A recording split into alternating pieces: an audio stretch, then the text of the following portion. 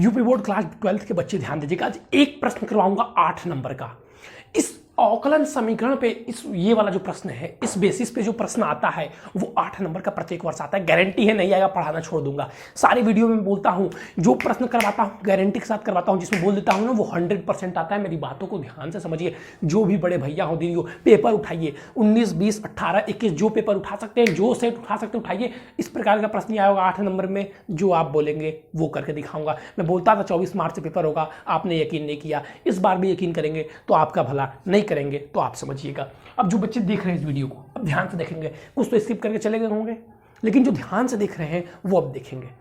इस प्रकार का प्रश्न, सर ये किस प्रकार का प्रश्न है? तो देखिए ये कुछ इस प्रकार का प्रश्न होता है, ध्यान देंगे। इसका मैं एकदम जो फॉर्मेट होता है, ठीक है, बेसिक फॉर्मेट होता है वो ये होता है, dy/dx। पहले इसको समझिए, dy/, इसको पहले समझेंगे फिर हम लोग क्वेश्चन सॉल्व करेंगे। dy/dx प्लस 2y, या माइनस भी हो सकता है, तो ये हम लिख देते हैं यहाँ ब्रैकेट में। ब्रैकेट में क्या आप सुन लिए हैं तो समझ गए होंगे, ठीक है। थोड़ा सा उससे क्या होता है, क्लियरिटी नहीं आती है क्वेश्चन में। सॉरी, ये प्लस 2y नहीं, प्लस या माइनस भी हो सकता है। dy/dx plus px y equal to qx। ये क्या है? ये इस प्रकार के क्वेश्चन का बेसिक फॉर्मेट है,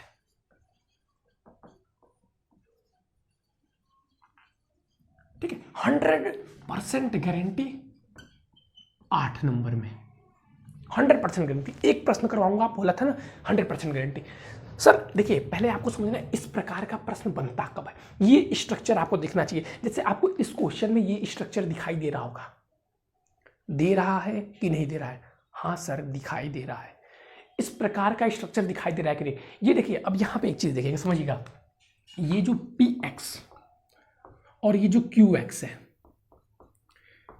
ठीक है, ये x टर्म वाला हो भी सकता है, x टर्म का हो भी सकता है। इस प्रकार आपको कोई नहीं समझाएगा, हो भी सकता है और नहीं भी, क्योंकि 8 नंबर का प्रश्न है, इसलिए इतनी डीपली समझा रहा हूं कि आप नहीं भी पढ़े होंगे। आप इस प्रश्न को जो बच्चे किए होंगे तो किए होंगे, जो नहीं पढ़े होंगे वो भी कर लेंगे।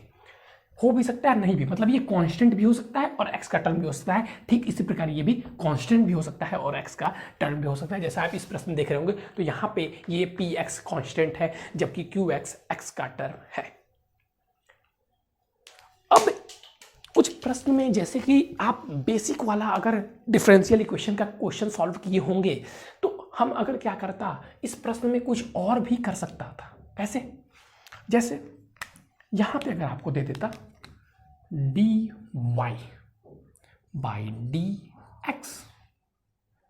क्या लिख रहा हूं मैं, ध्यान दीजिएगा, dy/dx इंटू यहां पे y दिया रहता, y dx plus 2 equal to sin x y।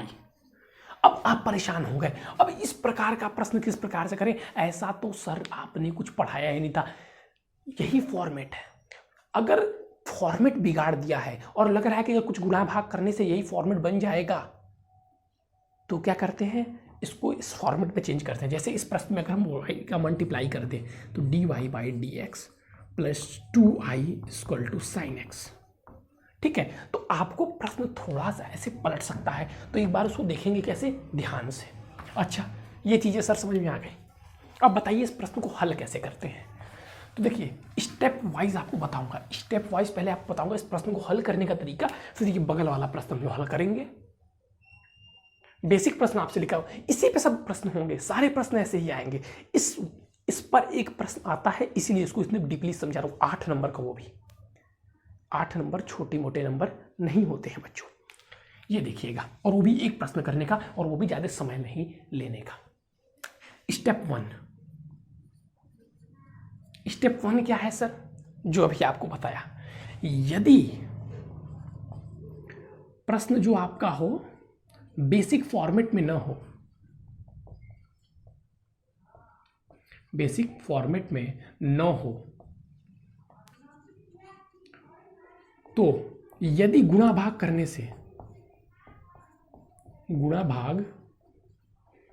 से बेस बी एफ लिख दे रहा हूँ, अरे बॉयफ्रेंड पढ़ो ध्यान से, बेसिक बी मतलब बेसिक फॉर्मेट। तो गुणा भाग करने से बेसिक फॉर्मेट में परिवर्तन हो रहा हो, लिख रहा हूं, कोई नहीं लिखता है, रहा हो तो करेंगे। चलिए सर, परिवर्तन तो कर लिए। हमने पहला स्टेप क्या किया कि अगर उस प्रकार का दिया हुआ है और कुछ गुणा भाग करने से वो बेसिक फॉर्मेट में परिवर्तन हो रहा है, तो पहले उसको बेसिक फॉर्मेट परिवर्तन करके इस प्रकार का कुछ फॉर्मेट हमें दिखाई देने लगेगा, dy by D X P X Y into Q X. ठीक है, हाँ सर ठीक है। अब स्टेप 2 क्या लगाएंगे? अब इसमें स्टेप 2 लगाना है हमें क्या, कि ये जो dx है, dx का मल्टीप्लाई कर देंगे। अभी इसके बाद एक सबसे जो इंपॉर्टेंट है, ध्यान दीजिएगा, dx का क्या करेंगे, पूरे में मल्टीप्लाई, पूरे में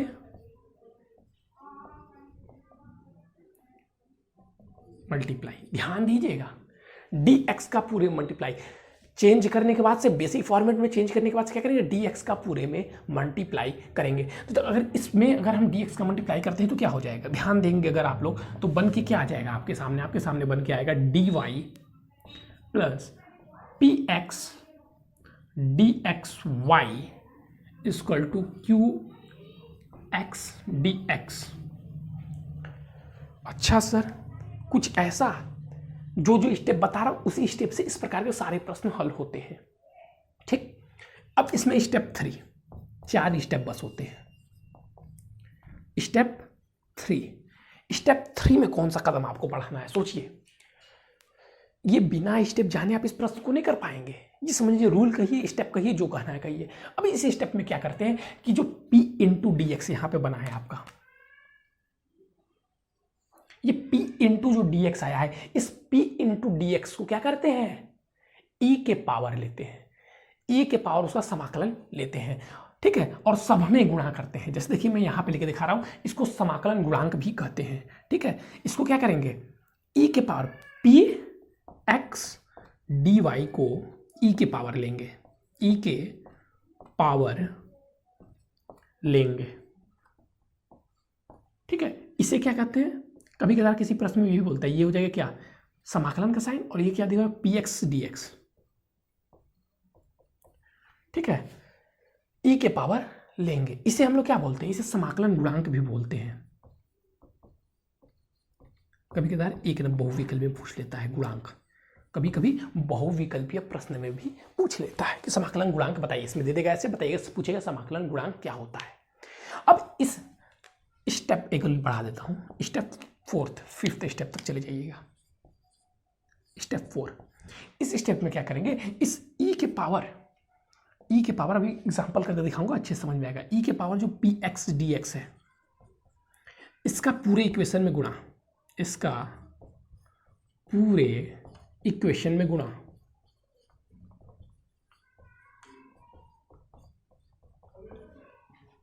और लास्ट स्टेप क्या आता है,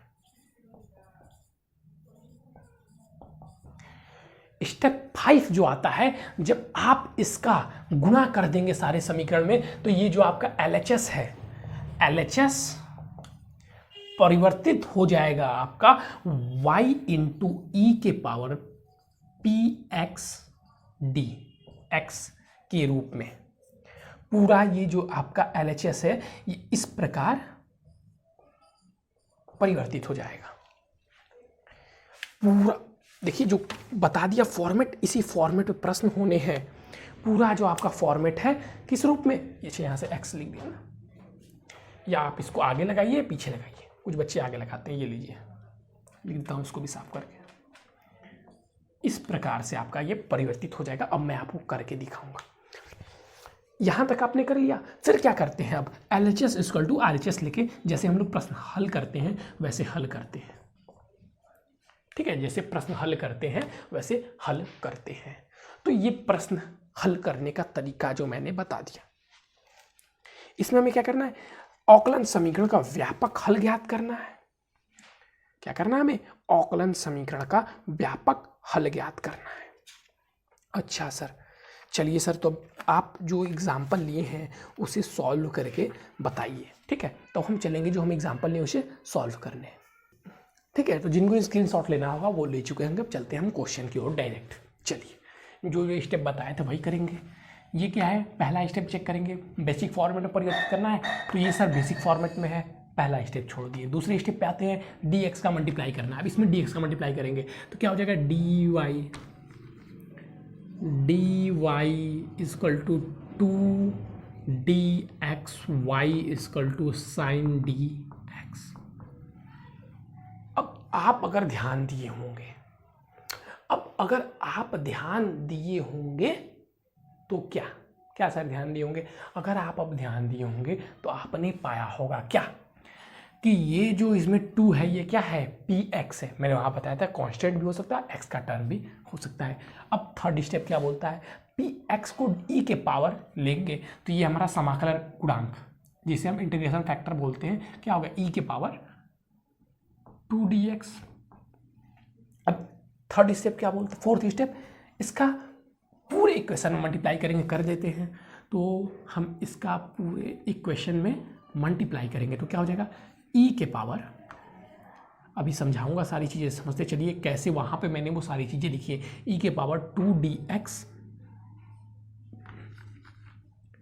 e के पावर 2dx और y यहाँ पे देखिए, यहाँ पे dy पहले से है, dy प्लस यहाँ पे भी मल्टीप्लाई करेंगे, एकदम करेंगे, e के पावर पूरा इक्वेशन इसीलिए लिखा गया है 2dx इंटू में क्या है 2dxy इक्वल टू में क्या है साइन dx।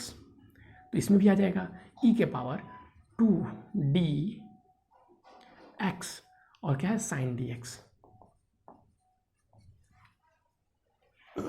इसके बाद सर आप बोले थे कि ये जो है ये बन जाएगा कुछ इस प्रकार से। कैसे ये बन जाएगा, कैसे ये सर बन जाएगा इस प्रकार से, तो इसके लिए आपको थोड़ा सा इधर देखना होगा। हमने एक पढ़ा है formula v u into V. इसमें हम क्या करते हैं, पहले सर v का अवकलन करते हैं dy बाई, सॉरी चलिए इसको xy ले लेते हैं, चलिए u भी मैं dy बाई dx के रूप में लिख दे रहा हूँ, ठीक है। तो पहले क्या करते हैं, v क्या करते हैं dx और u को मल्टीप्लाई में रखते हैं, फिर दोबारा क्या करते हैं, u का करते हैं du बाई dx और v को मल्टीप्लाई में रखते हैं। क्या इधर अगर आप वो चीज़ें देखेंगे तो वही चीज़ें नहीं है। अगर हम इसको u मान लें तो यहाँ पे इसका अवकलन नहीं हुआ है, अवकलन किसका हुआ है, y का, अवकलन किसका हुआ है, y का। इधर आ जाए तो फिर इसका अवकलन हुआ है तो e की पावर x का अवकलन क्या होता है, e के पावर x का समाकलन e के पावर x ही होता है सर, बहुत बढ़िया। उसके बाद से अगर फिर हम इसका करेंगे 2dx का, तो 2dx का अगर हम अवकलन करते हैं, क्या करते हैं 2dx का अगर हम अवकलन करते हैं, तो पहले इसको हम सॉल्व करेंगे। तो ये देखिए इसका अगर समाकलन, पहले एक स्टेप आपको और दिखा देता हूँ। तो ये क्या हो जाएगा, 2e के पावर 2x हो जाएगा, dx का x हो जाएगा, फिर dy, अब देखिए आपको क्लियरिटी समझ में आ जाएगा, 2x इंटू में 2dxy इक्वल टू में क्या हो गया 2dx साइन dx, e के पावर 2x, इसको भी लिख देता हूँ, ठीक है। अब ये कुछ उस प्रकार से आपको दिखाई दे रहा है। फिर देखिए यहाँ पे इसका अवकलन किए तो ये है, फिर 2x का अवकलन करेंगे तो 2 और x का अवकलन किए तो dx हो गया और y बच गया v की तरह। तो हम इसे और क्या लिख सकते हैं, इसे हम इस प्रकार नहीं लिख सकते, e के power 2x into Y equal to e के power 2x sine dx, sine x dx, ठीक है। अब हम क्या करेंगे, दोनों पक्षों का समाकलन लीजिए, समाकलन कर दिए। एक स्टेप यहाँ पे मैंने छोड़ दिया तो वो आपको आना चाहिए। अगर अवकलन समीकरण सॉल्व करना है तो उसका समाकलन ही करते हैं, जो बेसिक स्टेप तो वहाँ पे लिखा हुआ है। तो ये देखिए यहाँ पे d पहले से ही आ गया, तो ये क्या हो जाएगा e के पावर 2xy, भाई dx का आप क्या करते हैं, dx का x हो जाता है, तो इसी प्रकार d e के पावर 2x का क्या हो जाएगा, e के पावर 2xy। अब इधर आइए, अब इसका समाकलन हमें करना है। तो यहाँ पे दो चीज़ें दी हुई हैं, यहाँ पे क्या दी हुई हैं, दो चीज़ें दी हुई हैं। तो दो चीज़ों का समाकलन करना आपने पढ़ा होगा, किससे पढ़ा होगा, किस रूल से पढ़ा हुआ है आपने, दो चीज़ों का समाकलन करना, एक प्लस एक माइनस। तो उसमें कब प्लस करेंगे माइनस करेंगे, ठीक है। तो उसी प्रकार से हम इसको हल करेंगे।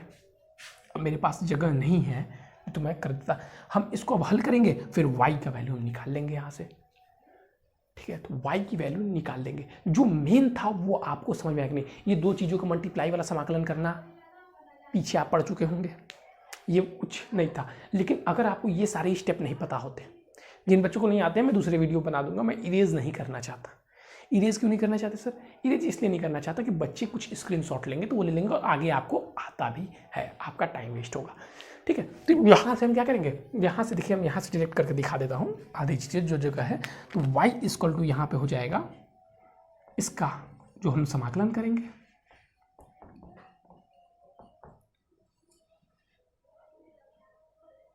और फिर ये क्या आ जाएगा नीचे e के पावर 2x, e के पावर 2x। तो ऐसे ही नहीं आ जाएगा e के पावर 2x।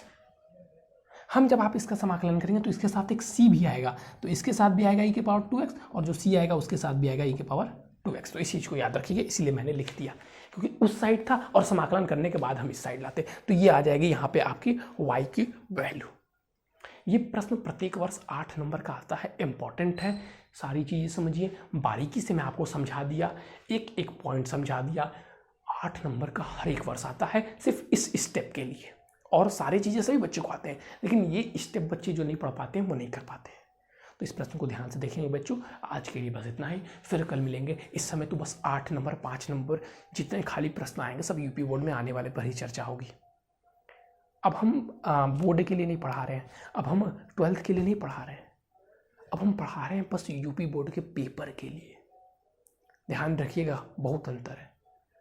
अब हम पूरी मैथ की मोटी बुक और फिजिक्स की मोटी बुक के लिए नहीं पढ़ा रहे हैं, अब बस वो 4 नंबर पन्ने के पेपर के लिए पढ़ा रहे हैं, कि वो चीज़ें पढ़ा दें कि बस वो 4 पन्ने के पेपर में ऐड हो जाए। ध्यान दीजिएगा। तो इसलिए चैनल को सब्सक्राइब करिएगा, डिस्क्रिप्शन में व्हाट्सअप नंबर है, उससे जुड़ेंगे तो और भी चीज़ें आपको मिलती रहेंगी, ठीक है। तो आज के लिए बस इतना ही बच्चों, फिर कल मिलेंगे नए इंपॉर्टेंट टॉपिक के साथ। Thank you, have a nice day.